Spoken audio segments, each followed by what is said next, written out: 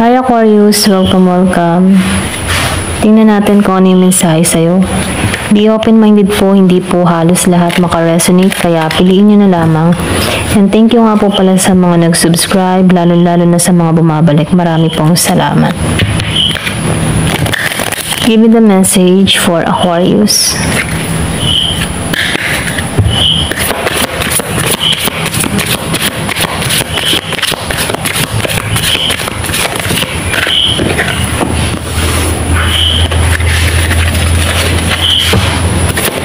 Give me the message from Aquarius.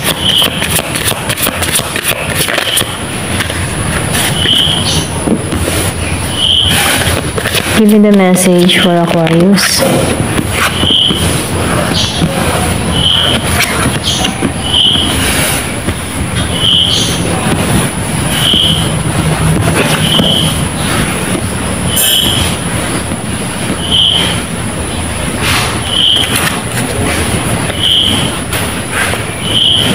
Nakikitaan ko dito, no? Yung iba sa inyo, meron ka dito, diba tipo nagiging totoo sa sarili mo, okay? Sa mga pinaniniwalaan mo, hindi ka basta-basta naniniwala sa mga sabi-sabi, okay? Ito na nafe-feel ko na katangian mo. So, nakikitaan ko rin dito, ikaw yung tipo ng tao na hindi mo ini-expect yung sarili mo. Yung man tipong hindi mo hinahayaan yung sarili mo na matangay sa mga sinasabi nila, sa ibang sinasabi ng ibang tao sa'yo, okay? Kasi alam mo at kilala mo yung sarili mo, okay? Kumbaga, hindi ka madaling mabilog. Ito na feel ko, no? Kasi nagiging tapat lang at tapat ka din sa mga sinasabi mo. Kapag halimbawa, meron din dito mga tao na nagsasabi sa'yo ng mga kung ano-ano, kung anong mga dapat gawin, nagiging totoo, okay? Kumbaga, kaya mong tanggihan, kaya mong sabihin kung ano yung gusto mo, okay? Ito lang nafe-feel ko, no? Hindi ka madaling matangay, hindi ka madaling panghawakan, hindi ka madaling kontrolin. Ito lang nafe-feel ko sa'yo, no? So, nakikitaan ko rin dito, alam mo sa sarili mo, no, yung kaya mong i-handle yung sarili mo kahit nag-iisa ka. Alam mo yung tipong gano'n. Yung hindi mo kailangan maging masaya para sa tulong ng iba. Okay, ito na yung nafe-feel ko sa'yo.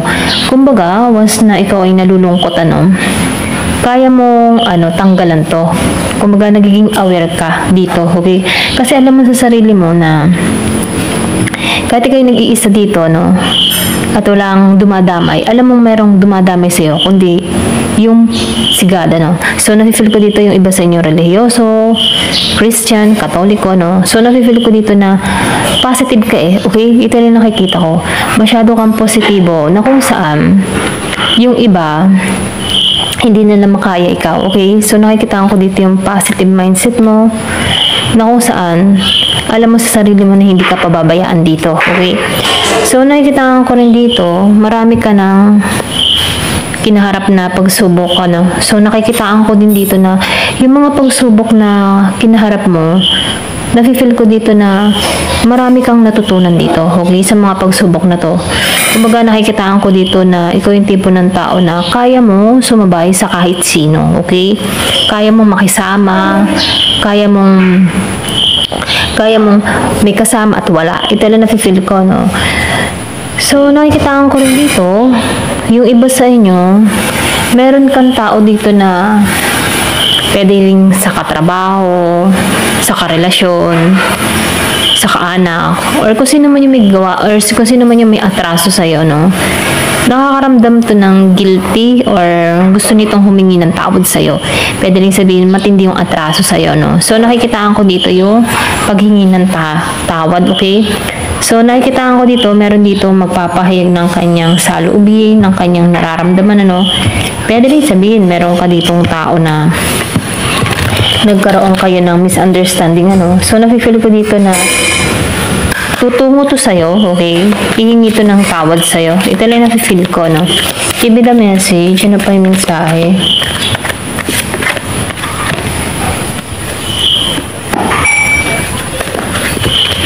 Yung iba sa inyo, nakikitaan ko dito na aware ka sa iyong nararamdaman, no?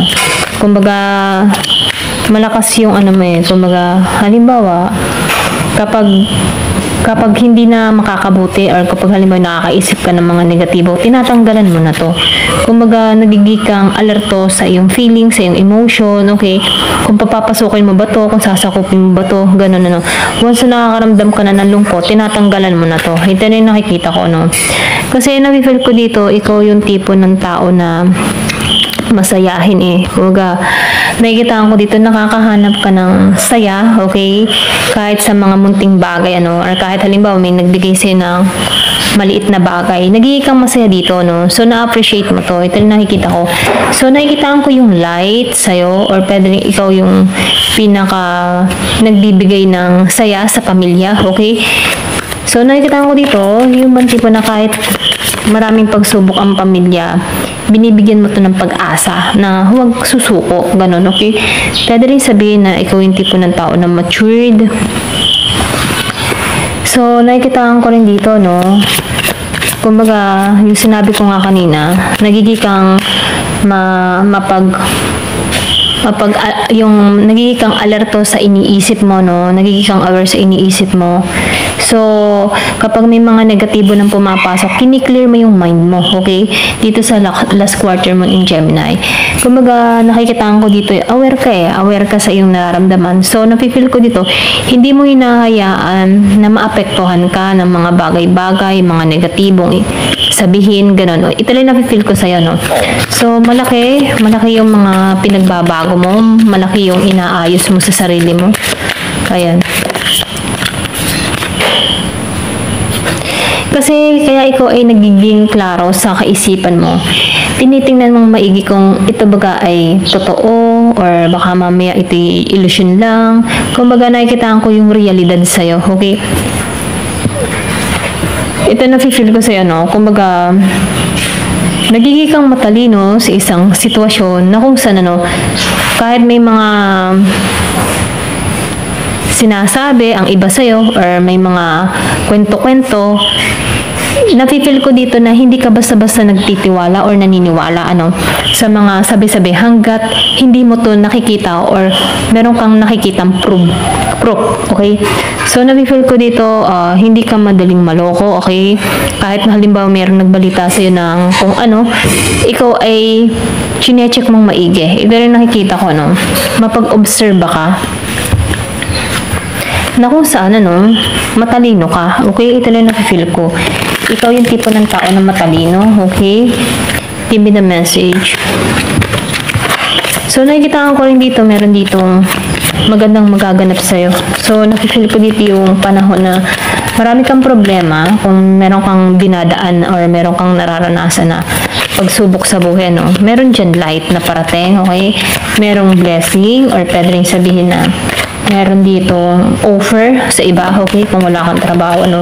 Meron ditong biglaang parating.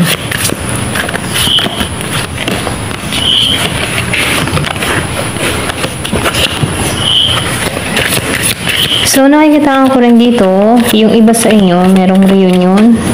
Kasi meron ako nakikita ditong hihingi ng tawad. Pwede rin biglaan tong dumating sa buhay mo, biglaan tong tumungo sa'yo, no? Meron ditong taong hihingi ng tawad. Message forgiveness. 2 beses, ano? So, nafe-feel ko dito meron talagang hihingi ng tawad. Yung iba sa inyo, no? Kung meron man ditong nakagawa ng atraso, meron paghingi ng tawad, okay? Lumabas ang karma. So, maybe itong tao na to kinarma, okay? Naramdaman niya yung hagupit ng karma sa ginawa sa'yo. Kung meron ditong matinding gumagawa ng hindi maganda sa'yo, nafe-feel ko dito yung karma dumarating sa tao na to. Kaya itong tao na ito may paghingi ng tawad, okay? Nagigilty to. Kumbaga, nilalaman siya ng kanyang konsensya, okay? Meron ditong 40 years old learning. So, nakita ko dito na marami tong natutunan, ano. Ito lang nakikita ko, no. Meron ditong matinding pagsubok na nangyayari. Kung meron man tao na nagbigay ng pasakit sa'yo, matindi yung ginawa sa'yo, nakikita ko dito na bumalik to, okay? Bumalik to sa kanya, okay? Yung mga ginawa niya sa'yo, okay? Pwede rin sabihin hindi ka nagbigay ng galit or emotion sa tao na to. Kaya itong taong nagbigay ng masamang intention sa'yo, siya din yung sinakop nito. Kaya itong tao na ito, no, may paghingi ng tawad, okay? So, nakikitaan ko rin dito na natututo, okay? Natututo sa kanyang mga pagkakamali. Ito lang nafe-feel ko. Pwedeng meron kang kadiling dito na Leo, Gemini, Capricorn, and Pisces, okay? Yung iba sa inyo, no, kung meron kang kadiling na ganon. Marami tong natutunan sa'yo, okay? Give me the message. Kumbaga, nakikita ko dito, akala ng tao nito malulungkot ka, pero hindi ka naging malungkot dito. Ito lang nakikita ko, kasi nahanap mo yung saya mo, okay? Ikaw yung tipo ng tao na kahit may mga pagsubok, hindi ka madaling sumuko, okay? Give me the message, okay? Tingnan natin kung anong message sa'yo ni Papa Jesus. Give me the message, Papa Jesus. Yan, dalawa, ano? So, nakikitaan ko dito yung John 16:12. Ayan. Kumbaga, ang aliwalas ng mukha ni Papa Jesus. Ano? So, nakikitaan ko dito, ask and you shall receive that your joy may be full. Kumbaga, once na halimbawa, meron kang hinihiling, ano, tumawag ka lang sa Kanya, okay? Kumbaga, walang imposible sa Kanya ang lahat ng bagay na hihingin mo, okay? Sisiw lang yun sa Kanya.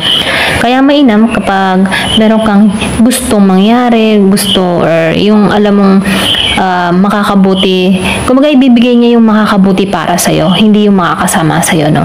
Na kung saan, ano, pinupuno niya yung saya sa loob mo.